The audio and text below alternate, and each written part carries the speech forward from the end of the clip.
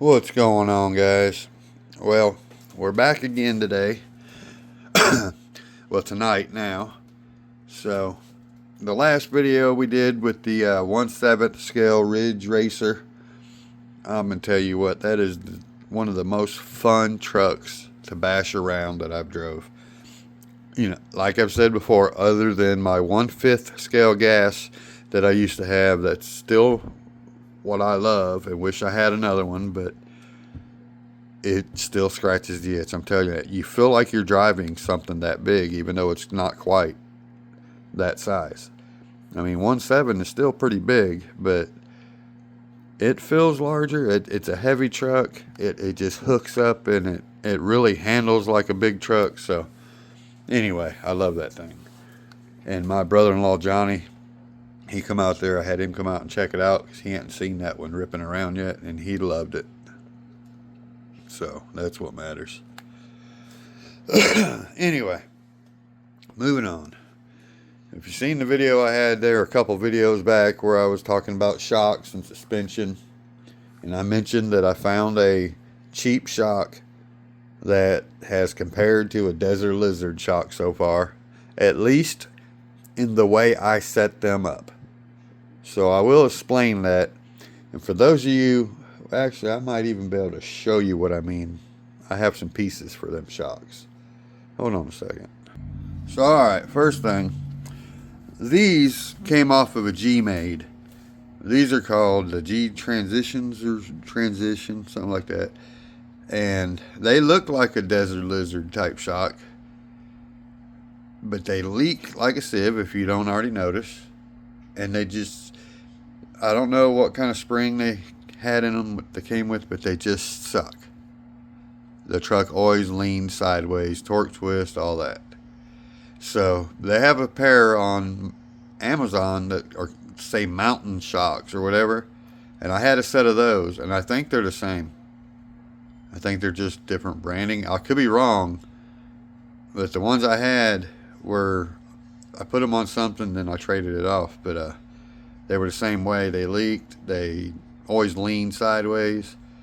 I mean, I had the Red Cat Gen 8, and when I had it, I tried probably 4 or 5 different kind of shocks, and all of them had torque twist. The truck always leaned when I drove, until I finally put some 90 millimeter Desert Lizard shocks on it, and then it was a whole new truck. Finally, it was perfect. So all the ones like these that I've tried have just failed me. You might have better luck. Now, that being said, though, again, when I went with the first set of these, I did not expect to get the results I got.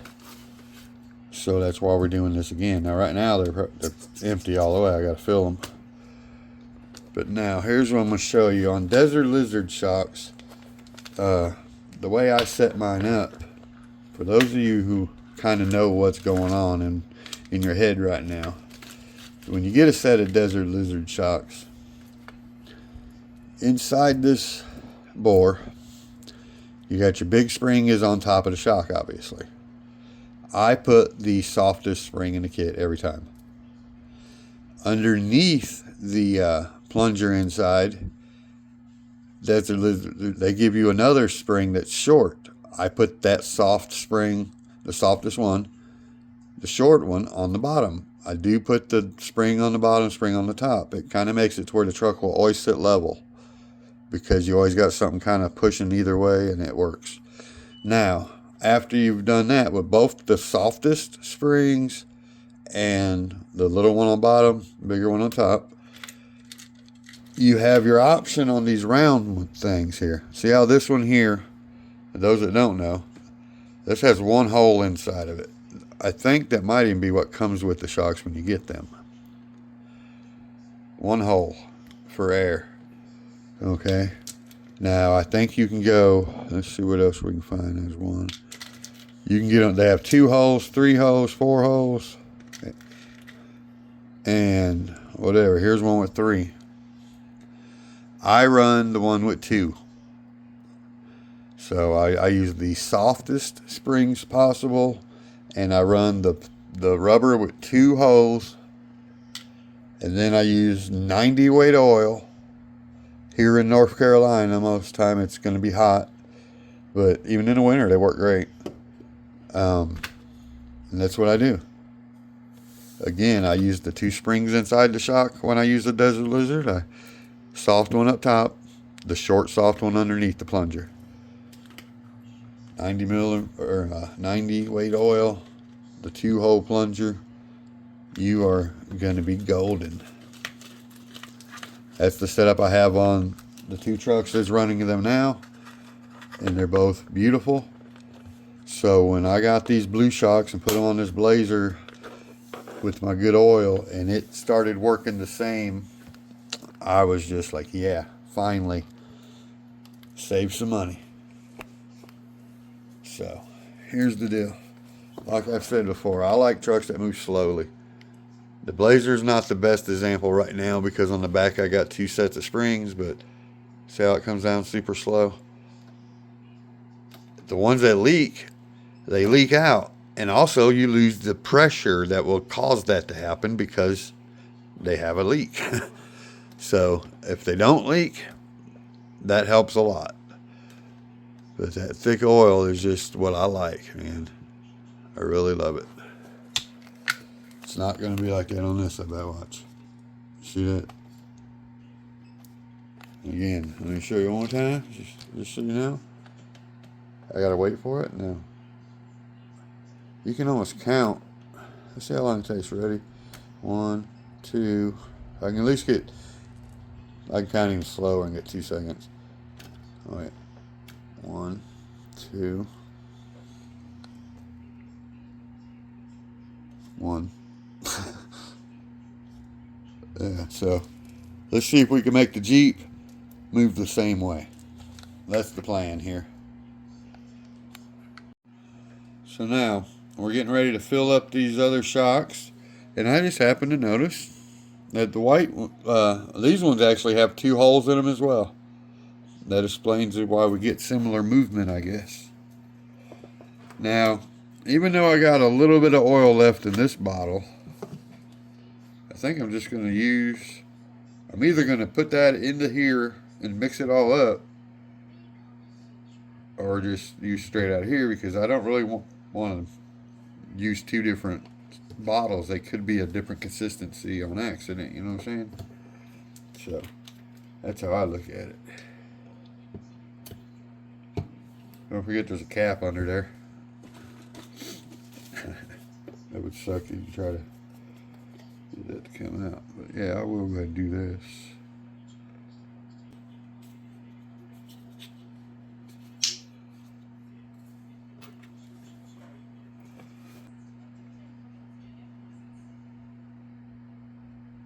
So let me, I need some dang light. I need to get my hood lamp on so I can actually see how much I'm putting in these. So alright, now I'm going to show you what I learned with these ones. Let me turn this light off. I'm going to turn this one on probably for a minute. Here's how you know if you have the oil to the right level yet, okay? On these shocks, you push it down, and when it comes up, if it takes off all of a sudden, like it'll go one speed, and then when it gets to a certain area, it'll just kind of go faster. That means it's not full yet. See, watch. See right there, it just took off. Oop. There you go. That means I need a little more oil because the plunger is shooting out of it. At least that's how I fill these up. And you almost know how much you need just by how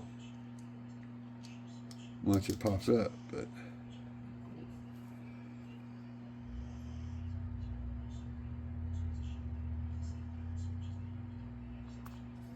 alright. Look inside here with my light and see how much is in there so I can try to keep them all the same, which it's also always good to fill them all up before you start installing them so you can kind of compare them to each other on speed, and that's another way to know if you got them equal. Now if you don't have, or if you have too much oil, they just won't compress all the way, you know what I mean? So That one actually feels pretty good. I think I'm happy with that. Well, alright guys. I actually was sitting here filming myself, fixing these, adding more oil, taking it back out, going through the whole process. But it probably was about 15 minutes of your time that we didn't need to waste. So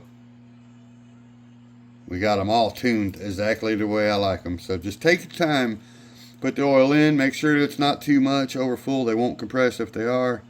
And then make sure that they don't jump up at the end. So there's a fine line between too much and not enough.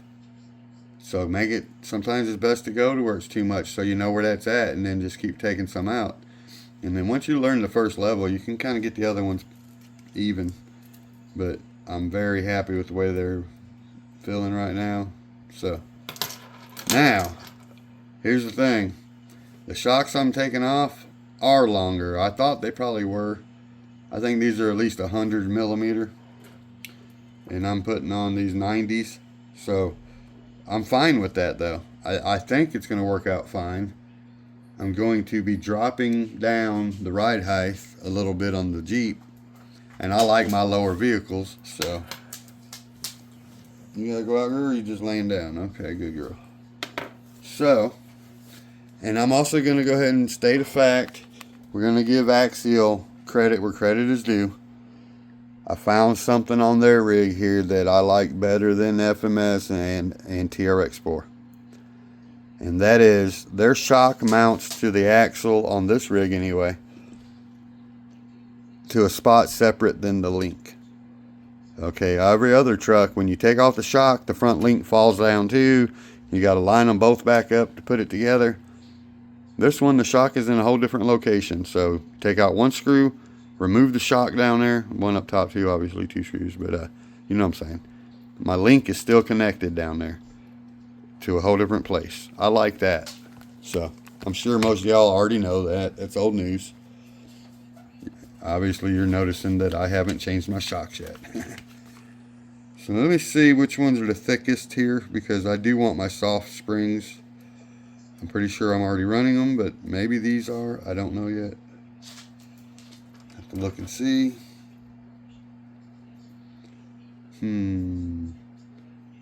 Yeah. Pretty sure the ones that are on there look a little smaller than the ones in my hand. It's hard to tell, but if I don't like it, we'll switch it. We might need the taller, the stiffer ones to keep it up a little bit. I don't know. Now, a lot of people, they always do that upside down stuff. I don't. I'm fine with putting my shocks on the right way. If they leak, we're going to just have to fix it. That's all there is to it. Well, you're knocking over there, girl. I guess you do got to go out now, huh? Let me get her out. So, alright guys, now I just noticed the way the old shocks were mounted, even though they're taller, they go to the top one. But putting our shocks down here, that will give us about 5 millimeters back out of the 10 millimeters that we are short compared to the other ones, you know. Because like I say, I think these are 100 millimeter probably, somewhere around that, and these are 90. So by lowering it to this other spot, that will make up for some of it. So that's a good thing. That'll put us at about a 95 millimeter shock if you look at it that way. Oh yeah, one more thing. The shocks we're taking off, they got these big pieces on the back. And the ones you're buying don't have that. But since these are pressed in like brass, sorry, I don't know why it won't focus anymore. You can't just change those as easy, so at least I don't know how. So use something like this if you have them. Only on the top, you don't need it anywhere else.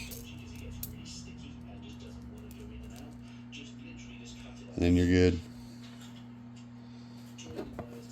Let me go ahead and get this finished. Alright, I figured I'd show you how easy these are to change, like I was talking about it already, but let's just back that up. Again, having the links go to their own location is just awesome. Most shocks, when you take them off down here, that link falls out because they go together with a longer screw. So on this one, literally all you got to do is 2 screws and they come right out. without having to fight with them links. I like that. I really do.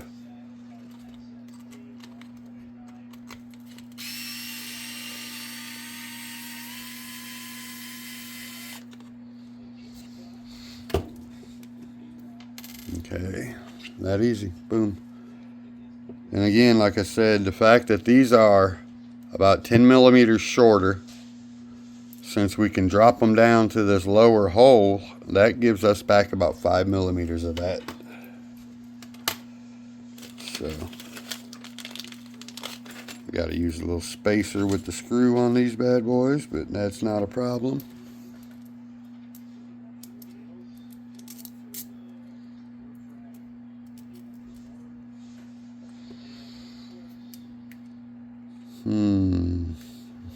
Try to remember which one I put this on the other side real fast. That's a good question. I think I went to the front one here, but I'm not sure. I think I did.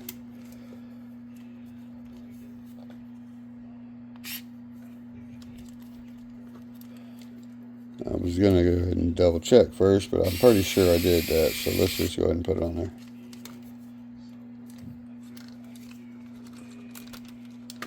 Oops. My shock thing just came off because I got it stuck in the link. Alright. What is it, girl? You gotta go out? Alright, hold on 1 second. You always wait right when I'm in the middle of something to have to go. Typical dog, huh?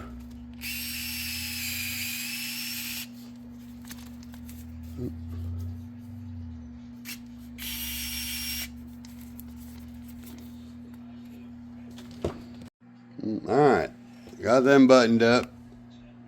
Let me go ahead and get these 2 tires on, and we can find out just how it's going to sit, I guess. I'm hoping that it sits just a little lower anyway, but not a lot. You know, I don't want no issues with it. I don't want to have to modify nothing. I don't think 10 millimeter, or, well, actually, closer to 5 millimeter is going to change that. So I think it will give us more stability. Of course, it also goes by how much they compress, you know. I put some preload on the shocks on the last ones, but I didn't like it. Oh, man, you guys. I hope I did the whole rocking test on it before I took the shocks off, because, look at this. I know I did that whole 1 second test. Let's see, 1, 2, almost 3 before it settled. Try the backs. Look at that. Them backs look like they might have stuck a little bit. Or, well, there's no weight on here right now, so look at that. The back just stayed up almost because there's no weight. Let me get the body on here. I am stoked. I love these shocks. First, check this out. Now, y'all seen how I was sitting there compressing them shocks and how slow they were going to whoop, boink, boink. Oh my goodness, guys. Look at this. Whew. It sits perfect for me. I'm not looking for no big monster truck, okay? Man, I like it. I like it a lot. And let me show you something. Ready? 1, 2. Yeah, none of that pa-boom stuff anymore. And it got a little more droop. I like it. I'll be honest though, I noticed that since it has that bump steer on these, when it comes down, it comes over more this way. So I will have to see if I can bring in my steering link a couple of turns, but it does have the, it's got adjustable links on it, so that's not a problem. It should be able to go a couple of turns in, I'm hoping. Man, do you see that? And let me show you something else. Now the body's not pinned in, so it could pop off or go sideways or something, but anyway. Did you see how it stayed crooked before when we would do the whole drop side? Ready? Straight. Let's do this side. This is the real bad one. Straight. Telling you, $20 shocks. You can't beat these. If you like a slow movement and you use thick oil like I do, it doesn't matter though. If these shocks don't leak, they work the way they work. If you like thinner oil. They will work thinner oil just fine. I'm telling you.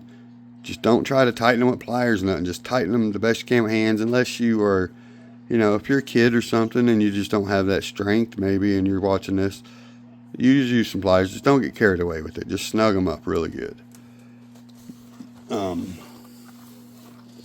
Even if you're a kid, you could probably tighten those enough that there won't be no problem. Now then, look at that though. Just look at that. Hold on, wait. What are we looking at like this for? That don't even make sense. So anyway, guys, we're going to go ahead and wrap this up. Stay tuned for the next few videos coming out. There's going to be stuff showing up in the mail. I got all kinds of goodies coming. We got new tires and wheels to go on the K10, I believe, my high trail. Since I got the tracks on it right now, I need to get some tires for it. She's just sitting over there waiting to go though. So I got some tires and wheels. I got stuff for the four-wheeler build. We got shocks. We got tires and wheels. We got frame rails and links to shorten one of my trucks. And we are going to build a second one next month. So just depends how this one turns out to find out if I'm going to give it away now or later after we build the second one. You know, I want the people to get the best one that I make. And maybe other people can follow along, build them one as well. I know there's a few people that's got these now. They're no longer like a new thing or anything. They weren't new when I did it either. I'm not taking credit for these. Hell, I seen RC Sparks build a four-wheeler like 7 years ago, 8 years ago, something like that. It wasn't a good one like this. It was a cheaper body, but it worked out, you know. I've actually tried looking for that thing and I can't find it, because I would like to have a different one. But you cannot find a body that will fit these other than this one proper. Like the ones that are Banshees and racing four-wheelers, they just ain't gonna work out because they don't hide none of the chassis. It's made to show the motor off, you know. So you can't really run those. This is the only one I found. And they each look a little different because I got my seat cover on mine. And when you order one, each one you get is kind of painted a touch different. So this one even kind of looks darker in a way. Maybe not, but from a distance it did. Each one has its own pattern somewhat. They're not the exact same. You notice this one's got a lighter color on there. This one's a little darker. So they're unique to their self. And I've already taken that one off. That's all we need.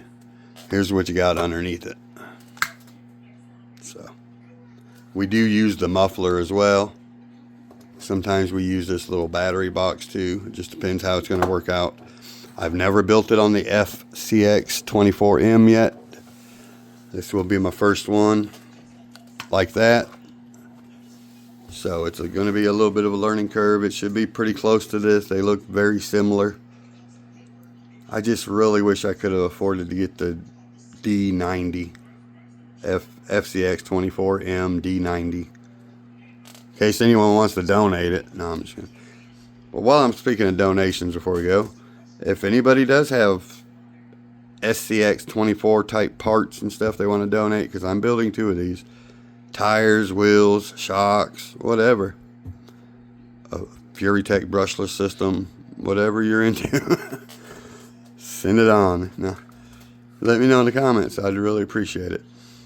Anyway, guys, I think we're done here. I'm getting tired. Please like, subscribe, share, comment. Click on the link in the description below. Get you some awesome shocks and FMS products. I'm putting that baby in there too. Something here. There you go. Boom. We always got that link in there. Them is my people. Alright guys, catch you on the next one. Peace.